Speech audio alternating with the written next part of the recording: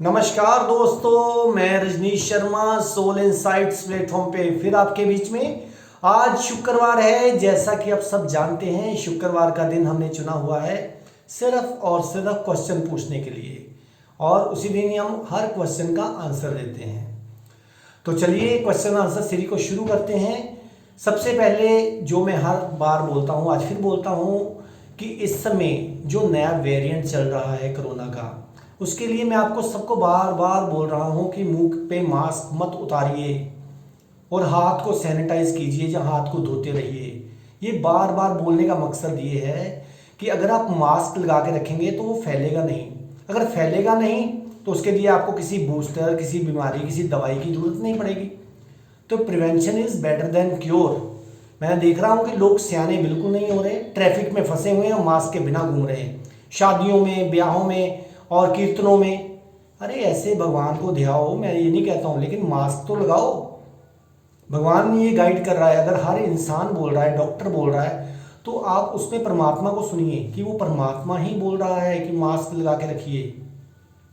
तो आपको हाथ जोड़कर विनती है कि आप मास्क बिल्कुल ना उतारिए, हाथों को सैनिटाइज करते रहिए। तो चलिए शुरुआत करते हैं क्वेश्चन आंसर से। सबसे पहला जो सवाल है वो है कि प्रार्थना और ध्यान, इसमें क्या फर्क है। अब देखिए, जो प्रार्थना है, प्रार्थना हम क्या करते हैं। मान लीजिए श्री कृष्ण जी को पूजा, श्री रामचंद्र जी को पूजा, क्राइस्ट को पूजा, मोहम्मद को पूजा, मोहम्मद साहब को पूजा, गुरु नानक देव जी, किसी को पूजा, तो हम प्रार्थना कर रहे हैं। प्रार्थना करने से क्या कर रहे हैं, हम उसको याद कर रहे हैं। और ध्यान क्या है, ध्यान वो है कि जिसमें अगर आप जाते हैं तो आपको परमात्मा की याद करनी नहीं पड़ती, क्योंकि वहाँ जाकर आपको उसकी याद भूलती ही नहीं है। ये है प्रार्थना और ध्यान में फ़र्क। और ये भी समझिए कि जब आप प्रार्थना करते हैं तब आप कर्ता भाव में होते हैं कि मैं कर रहा हूँ, मैं पूजा कर रहा हूँ, मैं पाठ कर रहा हूँ। लेकिन जब आप ध्यान में होते हैं, क्योंकि ध्यान में तो कुछ करना ही नहीं होता, तो इसलिए यही फ़र्क है प्रार्थना और ध्यान में। प्रार्थना में आपको याद करना पड़ता है, ध्यान में आपको याद भूलती नहीं है। बस यही फ़र्क है प्रार्थना और ध्यान में। अब एक और मित्र ने पूछा है कि हमें ये बताइए कि हम सुख और दुख से कैसे दूर रह सकते हैं। परिवार के फ़र्ज हैं, परिवार की टेंशनें हैं, तो हमें हर समय सुख दुख से गुजरना ही पड़ेगा। देखिए, मैं सबसे पहले तो आपको ये बता दूं कि जिस काम के लिए आप कहते हो ना कि ये मेरा कर्तव्य है, ये मेरा फर्ज है, फर्ज का मतलब ये है कि आप उसको जोर जबरदस्ती कर रहे हैं। आपका मन बिल्कुल नहीं है, लेकिन सोचा कि नहीं, हाय मेरे बच्चे हैं, उनका ध्यान रखना है, पत्नी है, पति है, भाई है, बहन है। अगर आप उसको अपने पिता की टांगे भी फर्ज समझ के दबा रहे हो तो फिर आप दबा नहीं रहे हो, क्योंकि वो जोर जबरदस्ती काम हो रहा है। अगर आप सुख दुख से परे जाना चाहते हैं तो किसी काम को फर्ज ना समझिए। स्पॉन्टेनिटी में, सहजता से जो काम होए वही आपका असली कर्तव्य है। तो इसलिए सुख दुख से अगर पार जाना चाहते हैं तो किसी काम को फर्ज या जोर जबरदस्ती बिल्कुल मत कीजिए। आपका मन नहीं है अपनी बेटी से बात करने का, आपका मन नहीं है अपने बच्चों से बात करने का, आप फिर भी कर रहे हैं, नहीं हमारा फर्ज है, हमारी बेटी है, इसकी शादी करनी है। अरे वो तो फिर आप क्या कर रहे हो, मुसीबत डाल रहे हो। ये ना सोचिए कि आप बहुत बड़े काम कर रहे हो, ये बिल्कुल काम नहीं है। सिर्फ आपको सेल्फ सेटिस्फेक्शन है कि मैं कुछ कर रहा हूँ। तो किसी भी काम को फर्ज समझ के बिल्कुल ना कीजिए, सहजता से प्रभु की सेवा समझ के कीजिए, और जो सहजता से हो जाए। अगर टांगे दबाने का मन नहीं है तो बिल्कुल ना दबाइए। अगर किसी की हेल्प करने का मन नहीं, बिल्कुल ना कीजिए। ये ना सोचिए कि बड़े हैं तो हमें हेल्प करनी है, वो हेल्प नहीं कर रहे हो, वो आप अपने आप को, अपने मन को, अपने अहंकार को संतुष्ट कर रहे हो। अगर आप सहजता में आ जाओगे तो आप सुख दुख से परे हो जाओगे। सुख दुख से परे हो गए तो आप परमात्मा में आ गए, परमात्मा में आ गए तो वननेस में आ गए। तो इसलिए सहजता पूर्ण सारे काम कीजिए। अब एक और मित्र ने पूछा है कि खाली, आप अंदर से हम खाली कैसे हो सकते हैं। अब देखिए, अंदर से खाली होना तो बहुत आसान है। अगर अपनी आंखें बंद कर लीजिए और कानों को बंद कर लीजिए, ये दोनों, बुल्ले शाह ने शायद एक जगह कहा था, आंखें दोनों कान दोनों बंद कर लीजिए, गोशे बह के करिए विचार जी।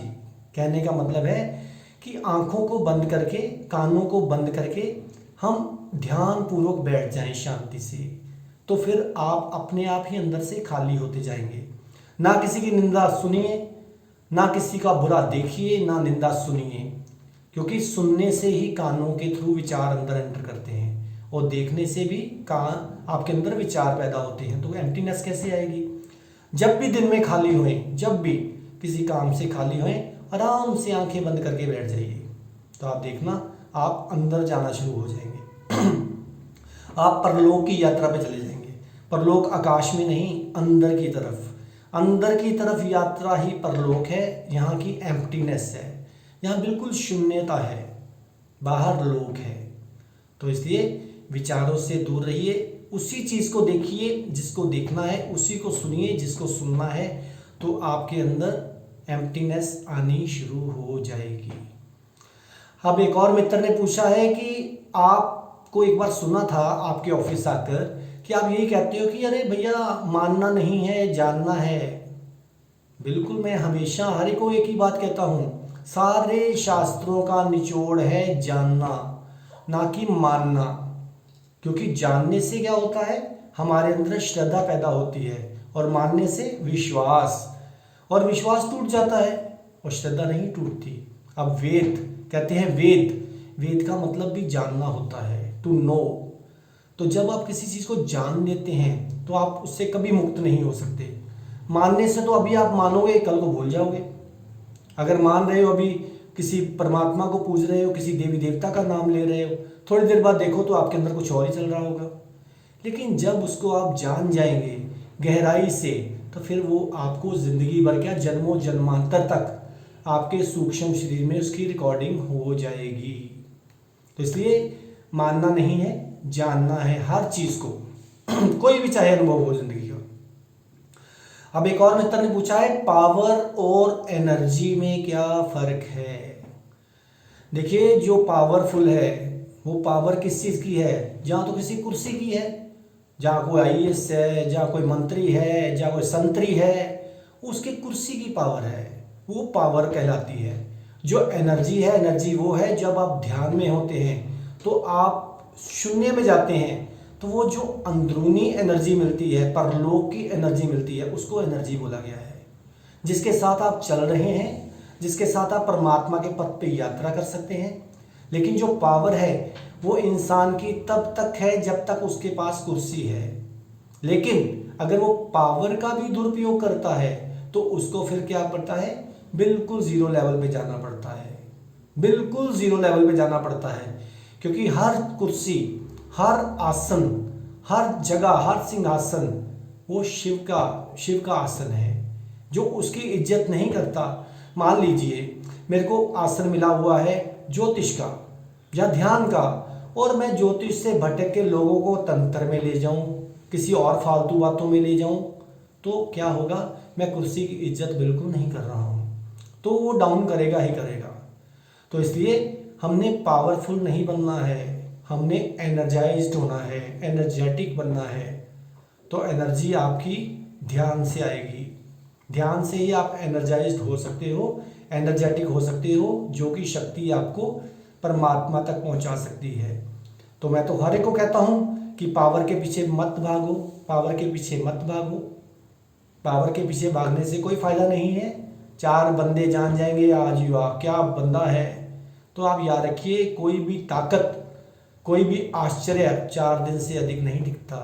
कोई भी खुशी 2 सेकंड से ज़्यादा नहीं टिकती। करके देख लीजिए, नया डायमंड लिया, नया मोबाइल लिया, तो सिर्फ और सिर्फ 1 मिनट खुशी देगा, सिर्फ 1 मिनट। उसके बाद आप भूल ही जाओगे कि डायमंड पहना हुआ है, या मोबाइल हाथ में पकड़ा हुआ है, या फलाना ढमाकड़ा कोई भी चीज़ रखी हुई है। तो इसलिए मैं आपसे कहता हूँ, पावरफुल नहीं होना है, एनर्जाइज्ड होना है, क्योंकि वही एक रास्ता है परमात्मा के साथ एक होने का। तो आप सबको यही है कि आप ध्यान कीजिए। ये जो समय चल रहा है, ये जो इस समय चल रहा है, जो एपिडेमिक इतनी फैल रही है, ये सिर्फ और सिर्फ मेडिटेशन ही मेडिसिन का काम कर सकती है। मेडिसिन काम करे या ना करे इसका कोई पता नहीं, लेकिन मेडिटेशन 101% काम करेगी। जो कि हमारे पास कितने प्रमाण हैं हमारे पास कि ध्यान कि ध्यान से क्या क्या होता है। तो हर एक भाई बहन से, हर मित्र से रिक्वेस्ट करता हूँ कि ध्यान कीजिए इस समय के लिए। रोज़ अपने लिए 15 मिनट सुबह निकालिए, 15 मिनट शाम को निकालिए। देखना आपके अंदर कितना चेंज आ जाएगा। फिर लगेगा कि आप एनर्जी हो, आप एक एनर्जी का स्रोत हो। तो इसी तरह आप मेरे को और भी क्वेश्चन पूछते रहिए, चाहे धर्म के ऊपर, चाहे ध्यान के ऊपर, चाहे किसी भी चीज़ के ऊपर। तो आप इसी तरह मेरे को प्रेम देते रहिए। तो आप इसी तरह मेरे चैनल को भी सब्सक्राइब करते रहिए, सोल इनसाइट्स _RV रजनीश। तब तक आप खुश रहिए, आबाद रहिए, जिंदाबाद रहिए। नमस्कार।